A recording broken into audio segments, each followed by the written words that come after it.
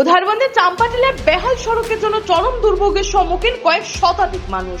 আজ চাম্পাটিলে ছনবাড়ি ও দাসপাড়ার জনগণ সংবাদ মাধ্যমের সামনে তাদের যাতায়াতের সমস্যার কথা তুলে ধরেন। বলেন, প্রখর রোদ ও রাস্তায় প্রায় হাঁটু সম জল জমে আছে, আর এক পশলা বৃষ্টি হলে কয়েক মিটার অংশ জলের তলায় চলে যায়। এছাড়া 9 ফুট সড়কের পাশ এখন আর নেই। দুধারের ফিশারি রাস্তার দুপাশ ভেঙে নিয়ে যাচ্ছে বলেও তারা অভিযোগ করেছে। এতে স্কুল পড়ুয়া কচিকাঁচা, বৃদ্ধ সহ মহিলা পুরুষদের নিত্য চলাচল ঝুঁকিপূর্ণ হয়ে দাঁড়িয়েছে বলে উল্লেখ করেন ভুক্তভোগীরা। বিষয়টি সংশ্লিষ্ট গ্রাম পঞ্চায়েত ও বিধায়কের নজরে আনা হলেও কাজে কিছুই হচ্ছে না বলে ক্ষোভ প্রকাশ করেন এলাকাবাসী। তাই এ ব্যাপারে সরকারের দৃষ্টি আকর্ষণ করেছেন জনগণ। তারা চান অবিলম্বে সড়কের সমস্যা সমাধানে সরকারি তরফে পদক্ষেপ গ্রহণ করা হোক। অভিযোগ তুলে ধরেন সজল দেব, অনুকূল দাস, দীপ্তি দাস, গীতা রানী দাস, বেবি রানী দাস, রত্না দাস, অমূল্য দাস ও বিশু দাস সহ অন্যান্যরা। উধারবন্দ থেকে শিবাজি ধরের রিপোর্ট, নবকথা টিভি।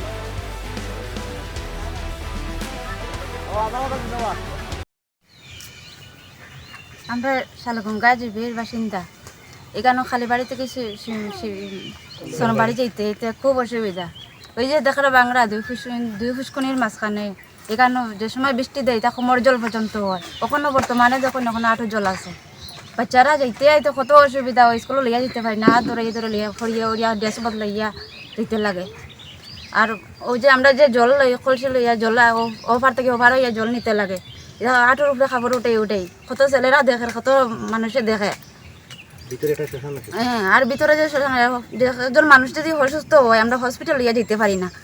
মানুষের 4-5 বইয়া লইয়া যেতে লাগে। একজন মানুষ যদি অধিকের যদি একটা মরা মৃত্যু মরে, মানুষ লইয়া যেত কীরকম। এরপরে ওই জন্য দুই পারে যে দুই মানুষও আছে, ওই জন্য মালিক আছে যে ওই ফুসকুনি পারে, তারা তো কোনো গুরুত্ব দেয় না। তারা কইতে আমরা বছরে 400-500 টাকা করে চান্দা উঠাইয়া বছরে মাটি খাটাইয়া পালাইয়া সারা তারা ফুসকুনিতেও যায় দুইয়া তারা পার আর দেয় না কোনোদিনও। কাছে আমরা একটা অনুরোধ জানাই আর যে আমরা রাস্তাটা হইতো, আমরা এখানে 500-600 মানুষ আছি, 50-60 পরিবার মানুষ আছি, তখন এখানে অচল। আমরা যে খালিবাড়ি রোড যেটা স্যাংশন করাইছি, এটার মাঝে তোমার গাওয়া আছে আমার বাড়ি পর্যন্ত। এবার দিয়ারে 6 রাস্তা আছে, মানুষ 50 পরিবারও রইব।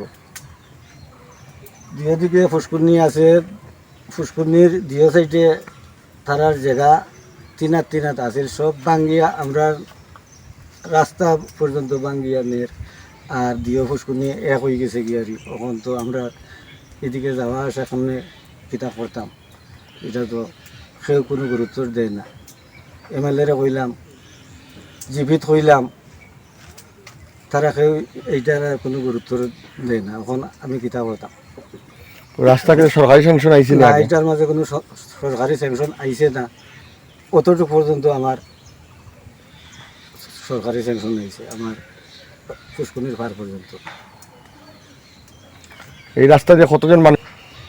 50-60 পরিবার যেটার মধ্যে যায় সবসময়। আর দুই ফুসকুনি পরে কিতা হয়?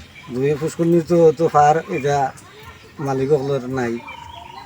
তারা আমরা রাস্তা ভাঙ্গিয়া যার, তারা কইতে তারা কোনো ধরনের তারাও কোনো গুরুত্ব দেয় না। সরকারি অনুদানও আয় না, কিচ্ছু না। তখন আমি কিতা করতাম, এটা জলের লাগে মানুষ যাইতে পারে না, বাচ্চা স্কুলে যাইতে পারে না। সামনে আছে স্কুল আছে, কত অসুবিধা আছে বাচ্চাদের। এরপরে অঙ্গনারী স্কুল আছে।